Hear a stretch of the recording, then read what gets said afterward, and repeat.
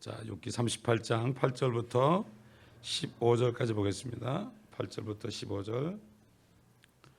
바닷물이 태에서 물이 터져난 것처럼 쏟아져 나왔을 때 누가 바다를 문들로 막았더냐? 언제 내가 구름으로 바다의 의복을 만들고 짙은 흑암으로 그것을 싸는 포대기를 만들었으며 나의 정해놓은 곳에 한계를 정하여 빗장들과 문들을 세우고 말하기를 네가 여기까지는 오나 더 이상 가지 못하리니 여기서 네 자만의 물결이 멈추리라 하였느냐.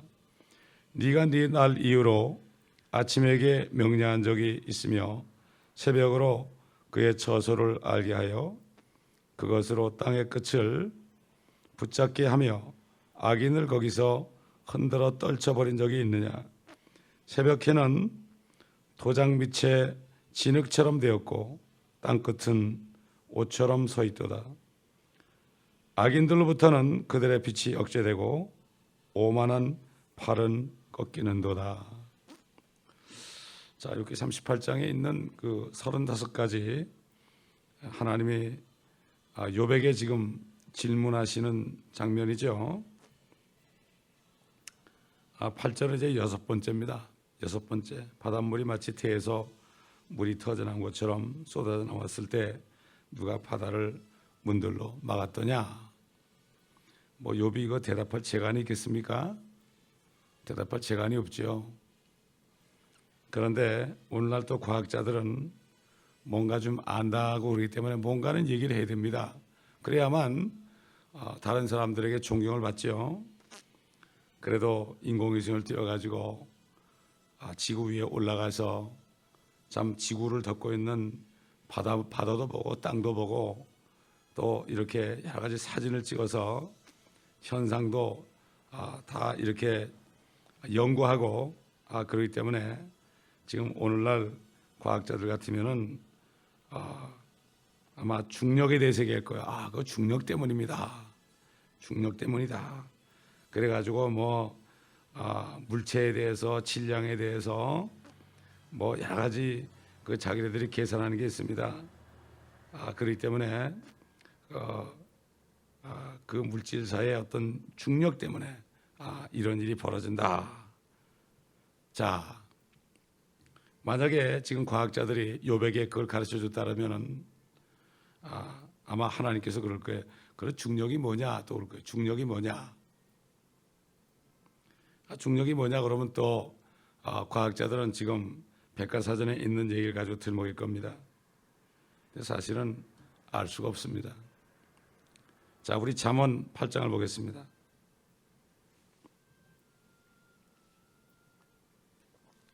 이것을 본자만이 얘기할 수 있죠. 과학자들에게 배워서 얘기하는 게 아닙니다.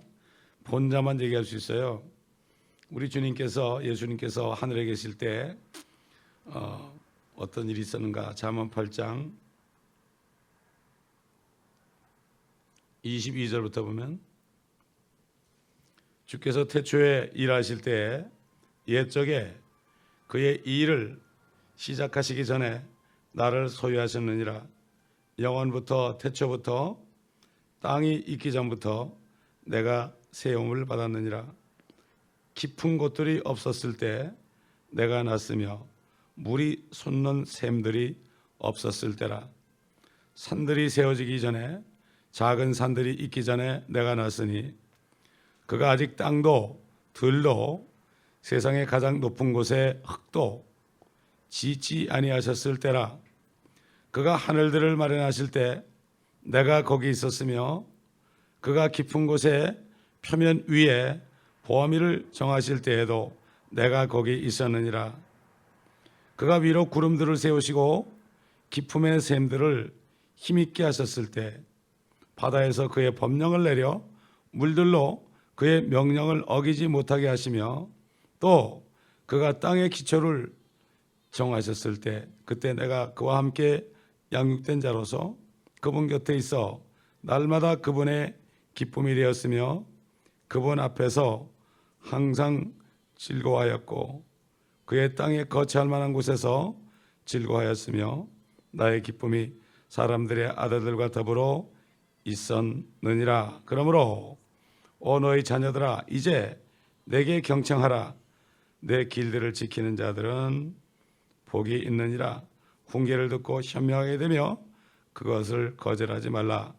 내게 들으며 날마다 나의 문들에서 지켜보고 나의 문선줄들에서 기다리는 자는 복이 있나니 이는 나를 만나는 자마다 생명을 얻고 주의 은총을 받을 것임이니라. 그러나 나를 거슬러 죄를 짓는 자는 자기 혼을 애치는 자니 나를 미워하는 모든 자들은 죽음을 사랑하는 자들이라. 성령께서는 솔로몬 왕에게 임하셔서 기름 부어 가지고 우리 예수님께서 하시는 말씀을 그대로 했습니다. 이게 보통 신비로운 게 아니죠. 참 우리 주님은 친히 아버지 옆에서 태초에 같이 창조하셨잖아요. 사람을 만들 때도 우리가 우리의 형상을 따라 우리의 모습을 따라 우리가 사람을 만들자. 그 우리 속에 말씀이신 우리 주님도 있고 또 성령도 계시죠. 자, 이게 무슨 말입니까? 이 예수 그리스도를 믿고 생명을 받은 사람은 다 하나님의 아들들이 됐습니다. 그렇기 때문에 지금 욥에게 물으시는 이 질문은 이거는 뭐 당연한 거예요. 이건 아버지가 그랬죠. 이렇게 나오는 거예요. 아버지가 그랬죠. 그래야 되지. 중력이 어떻고 인력이 어떻고 뭐 백과사전에 보니까 이렇게 얘기하고 다 쓸데없는 얘기죠. 하나님의 아들의 영을 받은 사람은 서슴없이 아버지가 그랬죠. 이렇게 나오는 거예요. 다른 얘기할 거 없습니다. 제가 오늘도 이렇게 아침에 오면서 생각을 하는데 한국이 지금 이때쯤 되면은 태풍이 나가지고 엄청난 피해가 나는데 올해는 태풍이 나지 않고 그냥 지나가요. 그래서 내가 아버지한테 그랬어요. 아버지 어떻게 봐주시네요 올해는. 그랬어요. 올해는 봐주시네요. 우리 하나님께서요 공산주의를 싫어하십니다. 공산주의는 건 마귀 거거든요. 그래서 마귀는 붉은 용이라고 그랬죠. 붉은 색깔을 좋아하죠. 이 캐토릭도 붉은색을 잘 입죠. 캐토릭도 이게 완전히 공산주의 편입니다. 그리고 WCC도 완전히 국제 공산주의입니다. 이게. 그렇기 때문에 지금 WCC가 한국의 한국의 목사가 WCC에 수장이 된 게 우연한 게 아니에요. 지금 한국이 아주 그냥 공산당으로 물이 들어버렸습니다. 심지어는 크리스찬들도 교회는 다니는데 공산주의에 물이 들었습니다. 또 말씀대로 행한다는 사람들까지도 그런 사람이 있어요. 이렇게 지금 뭔가면은 북한에 있는 지하교회 사람들은 공산당이 뭔지 알잖아요. 겪어봤잖아요. 그러니까 이 사람들은 알기 때문에 절대 속지 않아요. 그런데 남한에 있는 사람들은 속아요. 학생들 보세요. 속죠. 지금 한국이 보통 문제가 아닙니다. 지금. 이렇게 그래서 나는 그런 생각을 했어요. 새 정부가 공산주의를 미워하고 옛날처럼 돌아가니까 하나님이 봐주시는 건가 이런 생각을 해봤다고요. 제가. 하나님이 싫어하십니다. 이게 붉은 용이에요. 그 마귀가 말이죠. 그러나 공산주의자들은 미워하면 안 되겠죠. 그 사람들은 우리 전도해야 되겠지만은 그 공산주의 자체가 전부 성경에서 딴 거예요. 그게. 사단은 속이는 자요. 위장하는 자죠. 그렇기 때문에 적그리스도는 그리스도를 위장하는 자입니다. 그렇기 때문에 위장하면 잘 몰라요. 바리새인들이 양의 탈을 쓴 일이라고 그랬죠. 탈을 쓰기 때문에 잘 모릅니다. 참 그렇기 때문에 우리가 기도를 해야 됩니다. 이제 자, 자만의 물결이 어떤 지점까지만 가다가 딱 멈춘다. 우리 아버지가 하신 거죠. 아버지가 인력도 만들었고 중력도 만들었고 다 그랬죠. 근데 우리는 이게 믿어지는데 세상 사람들은 믿어지지 않아요. 특별히 과학자들은 뭐 좀 배웠다고 교만해졌죠. 믿어지지 않아요. 교만한 자에게는 하나님의 은혜를 베푸지 않습니다.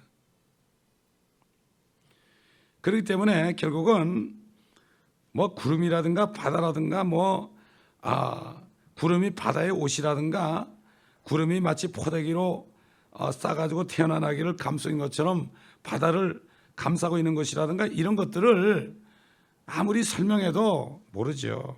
그저 우리는 간단해요. 아버지가 그렇게 하셨잖아요. 아버지가 그렇게 하셨잖아요. 우리는 간단해. 우리 대답은요. 누가 그러느냐 그럴 때 아버지가 하셨죠. 그럼 끝나는 거 아닙니까? 근데 그 대답이 잘 안 나오죠. 거듭나기 전에 안 나옵니다. 7번째 질문은 12절에 나오잖아요. 네가 네 날 이후로 아침에게 명령한 적이 있느냐?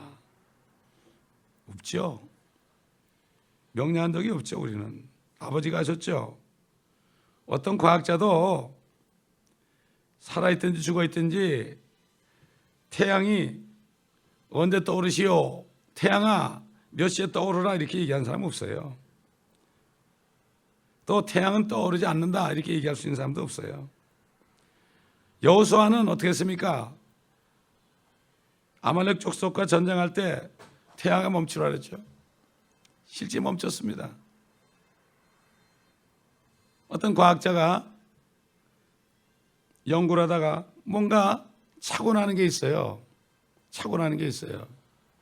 그래가지고 성경을 읽다가 태양이 10도 뒤로 물러간 거, 태양이 멈춘 거, 이걸 보고서 하나님을 믿게 됐다고 그러잖아요. 그렇기 때문에 과학자들도 하나님을 만날 수 있는 길을 열어놓은 거예요. 그들이 의문하는 거를 성경을 통해 보면 풀리게 돼 있어요. 근데 요즘에 보면 뭐 크리스찬들이 과학도 모르고 성경도 모르고 그럼 어떻게 되겠습니까? 뭐 한쪽이라도 알아야 될 거 아니에요. 한쪽이라도 열심히 알아야 될 거 아니에요. 뭔가 열심히 하는 사람들이 나중에 가서는 헛것이구나 이거를 깨닫고 주님을 만납니다. 종교인들도 마찬가지예요.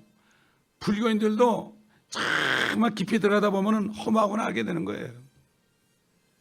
이것도 아니고 저것도 아니고 그냥 종교인으로 그냥 액세서리로 난 무슨 종교입니다 이렇게 하는 사람은 죽을 때까지 해도 아무것도 모르는 거죠. 그러니까 부처가 언제든지 예수가 오시면 내가 가르친 도는 기름 없는 등불이다.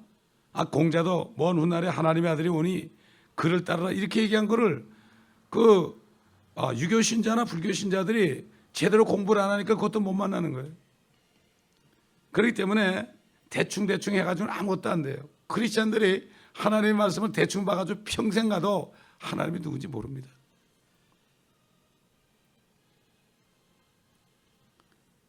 자, 12절 13절 보니까 8번째 질문이에요.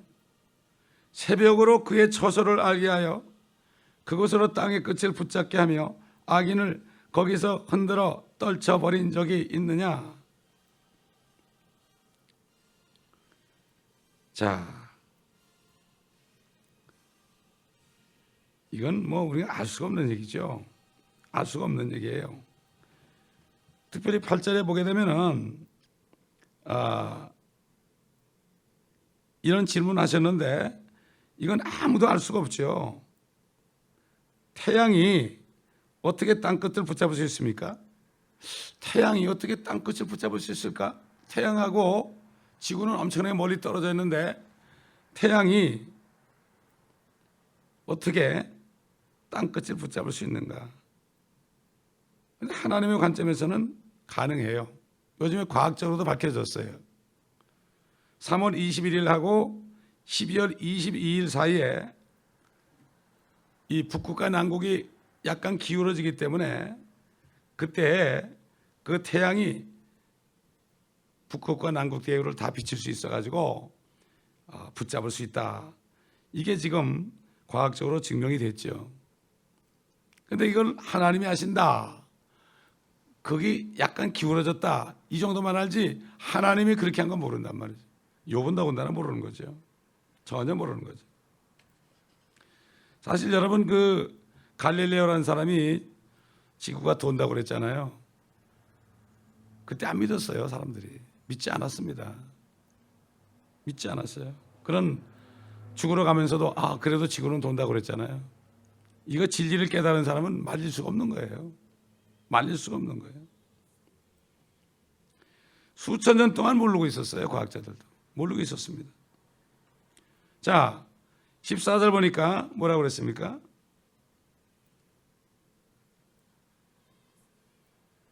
땅끝은 옷처럼 서 있도다 그랬죠. 땅의 끝이 있다. 뭐 사람들이 땅의 끝이 여기다 저기다 그러는 뭐 한국도 땅끝이라는 데가 있대요. 저기 뭐 완동가 어딘가 땅끝이 있대. 그래서 한국이 땅끝이다 그런 사람도 있고 그런데 땅끝은 북쪽과 남쪽의 그 극단 아니겠습니까? 그게 끝이죠. 그렇기 때문에 땅끝은 옷처럼 서 있도다.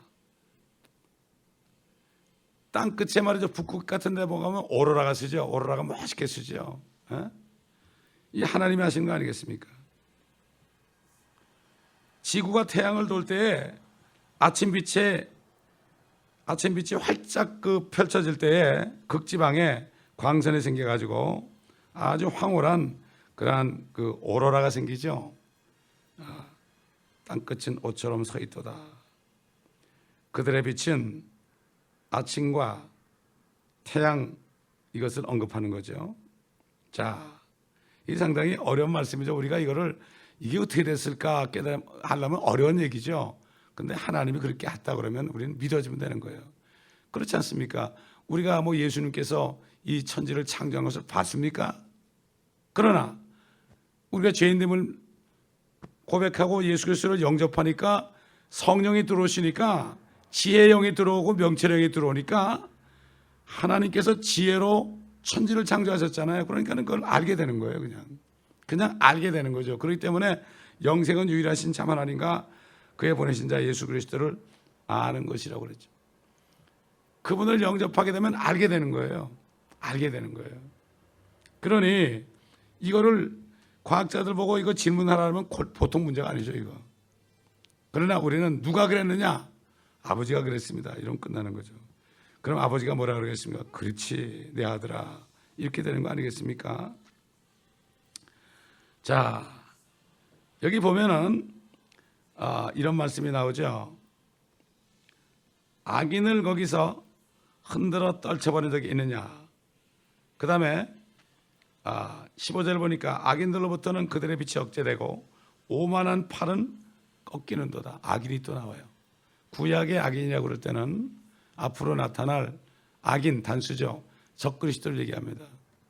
근데 이것을 쭉 성경을 완전히 상고하지 않으면 적당히 한 번 여기만 보면 악인 그럼 그냥 악한 사람이다 이렇게 넘어가요.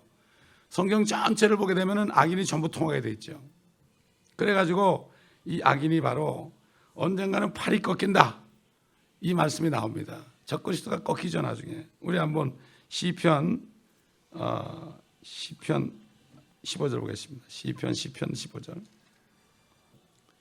악인과 사악한 자의 팔을 꺾으소서 그의 악을 남김없이 찾아내소서. 시편에 보면 악인이라는 말이 많이 나와요. 왜냐하면 다윗이 고통 가운데 기도할 때 그 사울인가 압살롬이나 이런 그 적그리스도에 예표되는 사람들 때문에 도망 다닐 때 그 셀라셀라하면서 기도할 때 악인이란 말이 많이 나오죠. 악인. 이게 바로 앞으로 나타날 적그리스도입니다. 그렇기 때문에 그 다윗은 그리스도의 모형이고 사울이나 압살롬이나 이런 사람들은 적그리스도의 모형이에요. 이것을 우리가 알아야 됩니다. 구약은 그림자라고 그랬죠.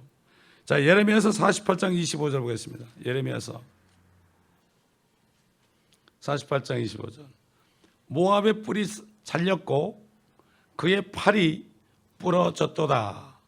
주가 말하노라. 그의 팔이 부러졌도다. 모압도 악한 나라 아닙니까? 모압이 누굽니까? 바로 그 롯의 딸이 아버지 롯과 동침해서 난 첫 아들 아닙니까? 암몬은 둘째 아들이고요. 다 없어졌죠. 결국 다 저주받아 없어졌죠. 에스겔서 30장 21절 22절 보겠습니다. 인자야 내가 이집트 왕 파라오의 팔을 꺾었느니라.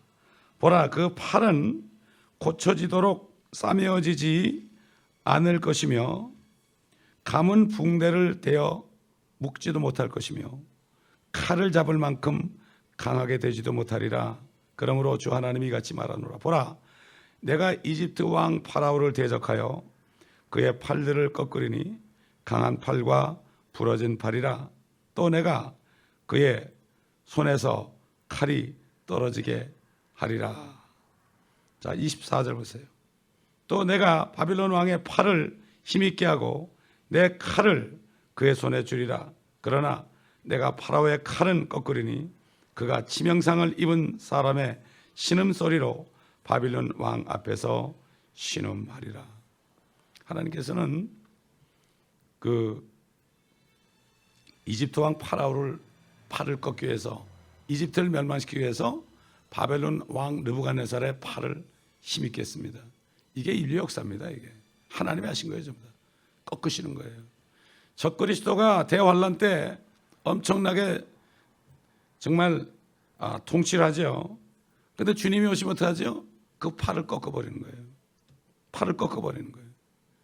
그렇기 때문에 느부갓네살도 용이라고 그랬고, 바다의 큰 용이라고 그랬고, 이집트 파라오도 바다에 있는 큰 용이라고 그랬어요. 그래서 성경을 보지 않으면은 악인이 뭐고 파라오가 왜 적그리스도의 예표고 바벨론 느부갓네살이 왜 적그리스도의 예표인지는 모르는 거죠. 성경을 자세히 보는, 지금 욥기에 있는 말씀 악인이 딱 나오는데 이거 어떻게 알겠습니까? 악인 그럴 때 욥이 알겠습니까? 욥은 자기가 대환란 때 이스라엘이 받는 고통을, 적그리스도로부터 받는 고통을 지금 받고 있어요. 마귀가 하나님의 허락을 받아가지고 지금 욥을 그렇게 만들었지 않습니까? 이게 하나님 말씀을 소설 읽듯이 읽으면은 죽을 때까지도 안 되는 거예요. 주 여호와의 책을 자세히 봐라. 짝이 없는 것이 없다고 그랬죠. 이건 우리의 영원한 생명과 영원한 축복에 관한 말씀이에요. 이거를 소홀히 한다는 것은 1.1획도 떨어지지 않는다고 그랬어요. 이거를 끼고 다니라고 만든 게 아닙니다. 자, 스가랴서 11장 17절. 11장 17절.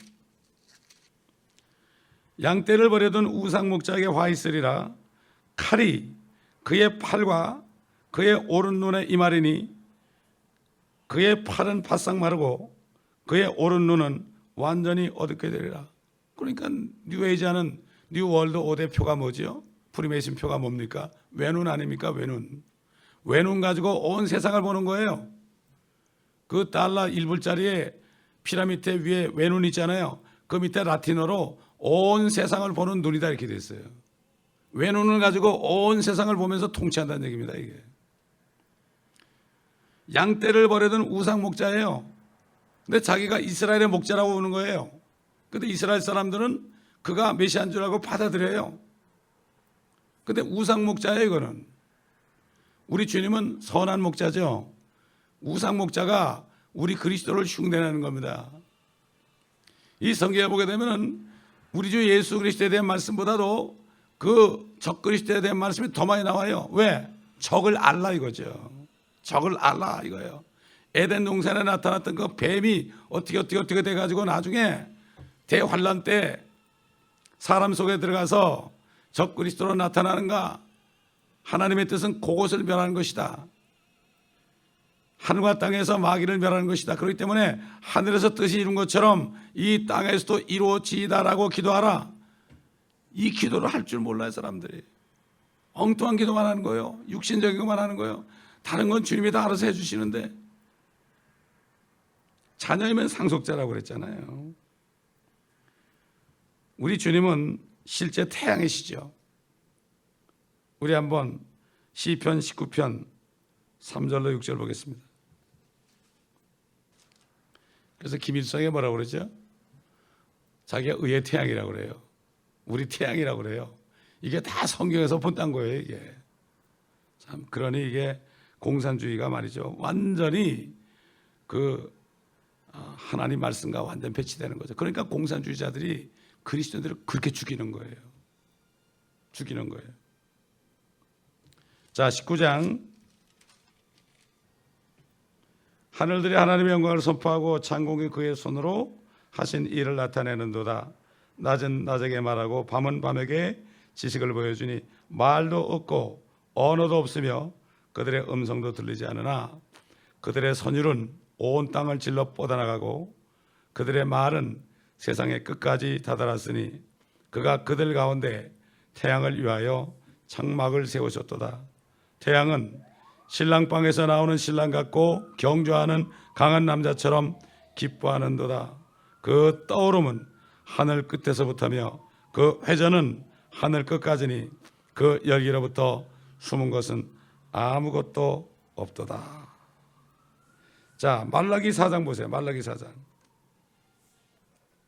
1절부터 보라 이는 화덕같이 탈 그날이 오기 때문이니 교만한 자와 악을 행하는 자는 정녕 다 그루터기가 되리라. 오는 그 날이 그들을 태우리니 뿌리나 가지도 그들에게 남기지 아니하리라. 만군의 주가 말하노라. 그러나 내 이름을 두려워하는 너에게는 의의 태양이 그의 날개의 치유를 가지고 솟아 오르리니 그리하면 너희는 나가서 외양간에 송아지들처럼 자라리라. 또 너희는 악인들을 짓밟으리니 이는 내가 이것을 행하는 날에 그들이 너희 발바닥 밑에 죄가 될 것이기 때문이라. 만군의 주가 말하노라. 의의 태양이 누굽니까? 예수 그리스도예요. 이게 재림에 가는 거예요. 이게 지상 재림에 가는 건데 이거 가지고 그냥 그 환자들 치료할 때 병 낫게 하는 기도할 때 이걸 써먹는다니까요.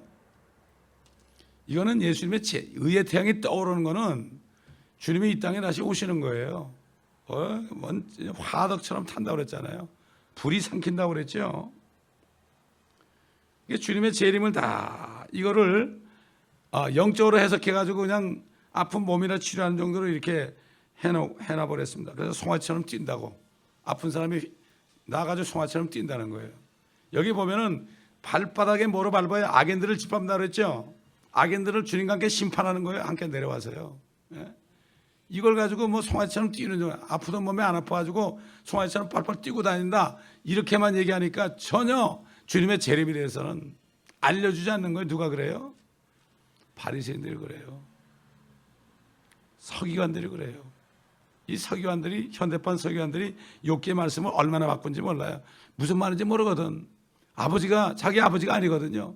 예수님이 그랬잖아요. 너희는 너희 아비 마귀에서 났다고 그랬지. 마귀가 아버지니까 이게 이해가 안 가는 거거든. 그러나 하나님의 자녀들은 난 놓고 기억자 몰라도 글을 못 읽어도 들으면 우리 아버지가 하셨네요 이렇게 대답할 수 있는 거예요. 이게 참 얼마나 축복인지 모릅니다.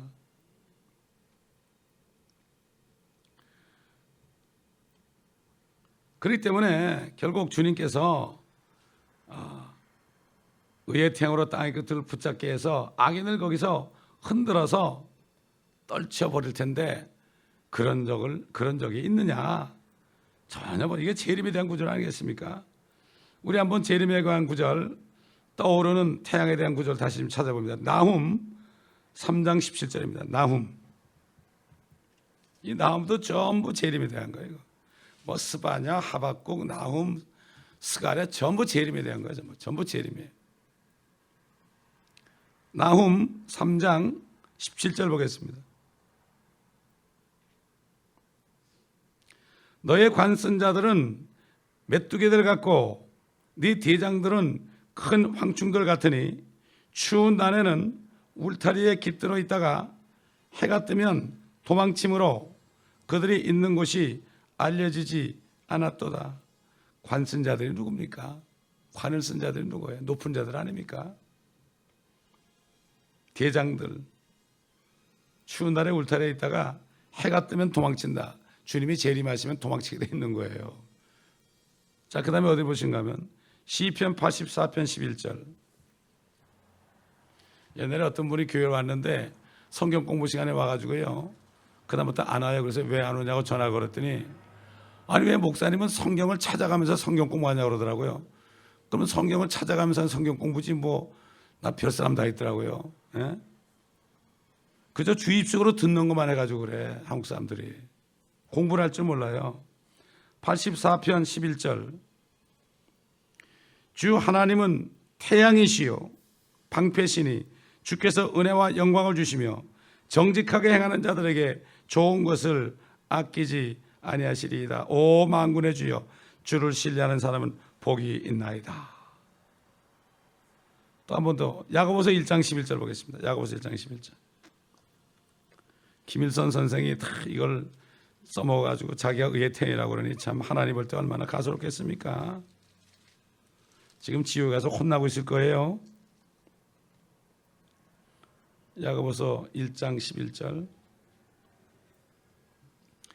해는 타는 열기로 솟자마자 풀을 마르게 하므로 풀에 꽃이 떨어져서 그 모양의 아름다움이 사라지나니 부자도 그의 길이 이와 같이 쇠잔하리라. 주님이 오시게 되면 다 떨어지죠. 그렇죠? 모든 육체는 풀과 같고 모든 영광은 풀의 꽃과 같고 풀은 시들고 꽃은 떨어지나 주의 말씀은 세세토록 있다 하였으니 이 말씀은 너에게 복음으로 전해진 말씀이다. 이게 사도 베드로가 베드로전서 1장에 말씀했죠. 이 통하는 말씀이죠. 다 떨어지게 돼 있죠. 몸은 다 마르게 돼 있죠. 늙어서 마르지 않습니까? 그렇기 때문에 12절에 보니까 야고보서 1장 12절 시험을 견뎌내는 자는 복이 있도다. 이는 그가 시련을 거친 후에 주께서 자기를 사랑하는 자들에게 약속하신 생명의 면류관을 받을 것이기 때문이라. 주님이 오신 날까지 끝까지 시련을 견뎌내야 됩니다. 견뎌낼 수 있어요. 왜? 능력 주시는 그리스도를 통하여 우리가 모든 것을 할 수 있기 때문입니다. 그렇기 때문에 15절에 나오는 말씀 38장 15절 악인들로부터는 그들의 빛이 억제되고 오만한 팔은 꺾이는도다. 이렇게 되게 돼 있는 거죠. 하나님이 그렇게 하시는 거죠. 하나님이 그렇게 하시는 거예요. 그래서 40장 넘어가 보면 12절에 욥에게 이런 말씀을 했어요. 모든 교만한 자를 쳐다보고 그를 낮추며 악인을 그들의 자리에서 밟으라. 결국 그렇기 때문에 이 적그리스도를 따라간 무리들은 비참하게 다 심판을 받게 돼 있고, 지금 그들 때문에 고통받는 그리스도인들, 감옥에서 고통받고 감옥 밖에서 고통받고 주님 때문에 고난받는 사람들 있잖아요. 이런 사람들은 그들을 심판하는 거예요. 그래서 사도 바울이 나는 약함과 모욕과 궁핍과 박해와 공경을 그리스도를 위하여 기뻐하노니 이는 내가 약할 때 곧 내가 강함이라. 사도 바울이 그 육체 가시를 제거하라 기도할 때 네 은혜가 네게 족하도다 하면서 뭐라고 그랬습니까? 내 능력이 네 약한 가운데 온전하게 된다. 우린 자꾸만 강하게 해달라고 그러죠. 육신도 강하게 해달라고 그러고 돈도 좀 많았으면 좋겠고 좀 남에게 칭찬만 받았으면 좋겠고 어려움이 없었으면 좋겠죠. 그러면 그리스도의 능력이 임할 수가 없습니다. 우리가 연약할 때, 힘들 때, 그럴 때 주님, 주의 능력을 부어주셔서 주님의 일을 할 수 있게 해주옵소서. 그럴 때 주님의 능력이 임할 때 되는 거죠. 절대로 되는 게 아닙니다. 절대로 되는 게. 오늘 아침에도 이렇게 무릎 꿇고 보니까 1993년 11월 달에 교회를 개척했는데 이제 11월 3일 되면은 만 20년이 되는 거예요. 참 감사하더라고. 그때까지 모든 것을 견디고 이렇게 지금까지 이 자리까지 설 수 있다는 게 얼마나 감사한지. 능력 주시는 그리스도를 통하여 모든 것을 할 수 있습니다. 사도 바울의 행위처럼 그리스도를 위하여 내가 모든 것을 기뻐한다고 그랬어요. 모욕받고 궁핍하고 박해받고 공경하고 약하고 이런 것들을 기뻐한다. 누구 위해서? 그리스도를 위해서.